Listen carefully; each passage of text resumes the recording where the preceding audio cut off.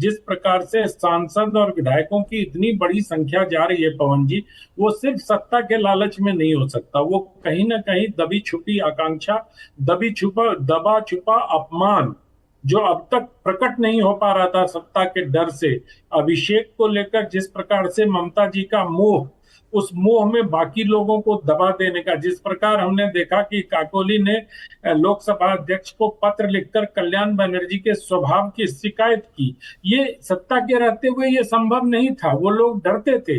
जबकि काकोली ममता बनर्जी की 2011 के पहले की दोस्त है, 2009 तक वो 4 चुनाव हार चुकी थी, और वो सबसे पुराने साथियों में से काकोली ममता बनर्जी की है। और अभी कल्याण बनर्जी बहुत चिल्ला रहे थे कि लोगों को इस्तीफा दे देना चाहिए। मैं उनसे मतलब बहुत विनम्रता पूर्वक, उनकी पार्टी के प्रवक्ता भी इस पर प्रकाश डाल सकते हैं कि क्या ममता बनर्जी ने 2001 में जब अटल जी की सरकार छोड़ी थी तो इस्तीफा दे दिया था क्या? कांग्रेस के साथ जाने के पहले उन्होंने सदन से त्याग पत्र देकर गई थी दूसरी जगह।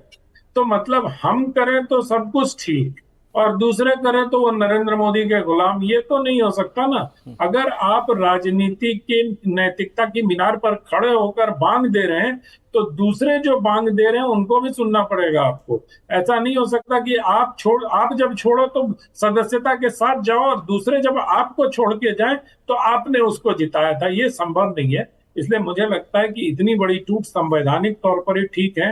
मेरे मित्र तहसीन पूनावाला बैठे हैं, संविधान के भी विशेषज्ञ हैं, कानून के भी जानकार हैं।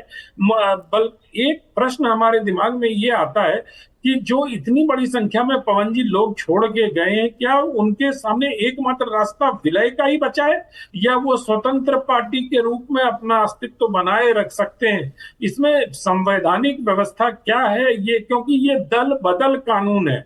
2/3 की जो बात होती है तो एंटी डिफेक्शन के लिए वो कानून बना था। क्या वो बाहर स्वतंत्र रूप से अपना अस्तित्व बनाकर रख सकते हैं, ये जानने की बड़ी आकांक्षा है मुझे।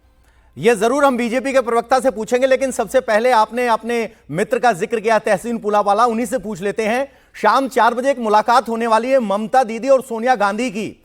आपके पास क्या अंदरूनी सूत्रों से जानकारी है?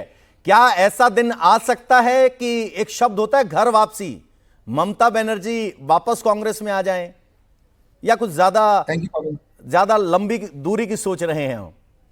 थैंक यू पवन जी, आपके साथ शो में शिरकत करने का मौका मिला। इस पर मैं उत्तर दूं उसके पहले 2 चीज मैं कहना चाहता हूँ। मैं भी पुरोहित जी को बहुत बहुत बधाई देना चाहता हूँ। सच में जहां पर सारे प्रवक्ता छोड़ रहे हैं, वो यहाँ पर डटे हुए और रोज ममता जी के लिए लड़ रहे हैं, और ये वाकई तारीफ काबिल है।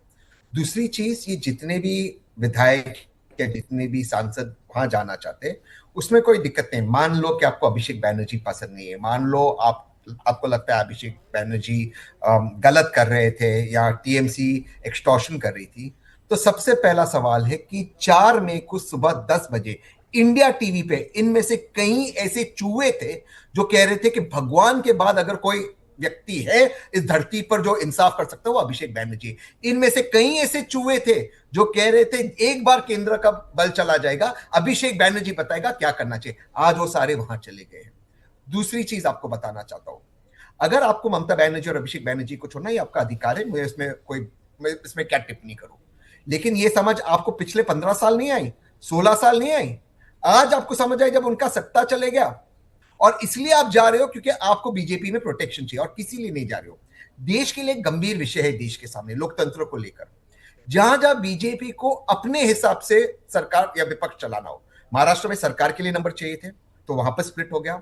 विपक्ष बंगाल में पूरी बहुमत है तो ले नहीं सकते, तो वहां पर टेलर मेड आपने विपक्ष बना दिया। क्या ये लोकतंत्र के लिए ठीक है? मैं कहीं ये नहीं कह रहा हूं कि अभिषेक बैनर्जी जी, सवाल लोकतंत्र की जिम्मेदारी बीजेपी पर ही क्यों? जब टीएमसी की दादागिरी चलती थी, टोलाबाजी चलती थी, तब तो टीएमसी को सभी स्वयंभू ठेकेदार कहते थे कि लोकतंत्र का उज्जवल मॉडल है। लेकिन जब उसका भांडा फूटा तो हमने देखा किस तरह से चुनाव धांधली से लेकर, चुनाव बदमाशी से लेकर, डर खौफ का साया था। 4 तारीख को नतीजे आए तो लोग ऐसे थे जैसे आजादी मिल गई। तो ये बीजेपी पर ही सारा लोकतंत्र का ठीकरा क्यों? उन 20 सांसदों से भी पूछ लो कि भाई आप लोकतंत्र के लिए क्या कर रहे हो। जिन नेताओं ने इतने वर्ष ममता जी के साथ काम किया, वो अब टिकट नहीं लेते, वो उस वक्त रिजाइन कर देते, इस्तीफा देते थे, कहते कि गलत हो रहा है। आज कह रहे कि ममता जी को मार देती अगर इस्तीफा देते। अरे वो पठान भी है, वो पठान, उससे ज्यादा बेशरम व्यक्ति मैंने जिंदगी में नहीं देखा। क्या लेना देना उसका पश्चिम बंगाल से। मैं फिर से ये नहीं कह रहा हूं कि ममता जी की गलती ने ऐसे लोगों को टिकट दिए, वो जमीन चोर वो भी चला गया।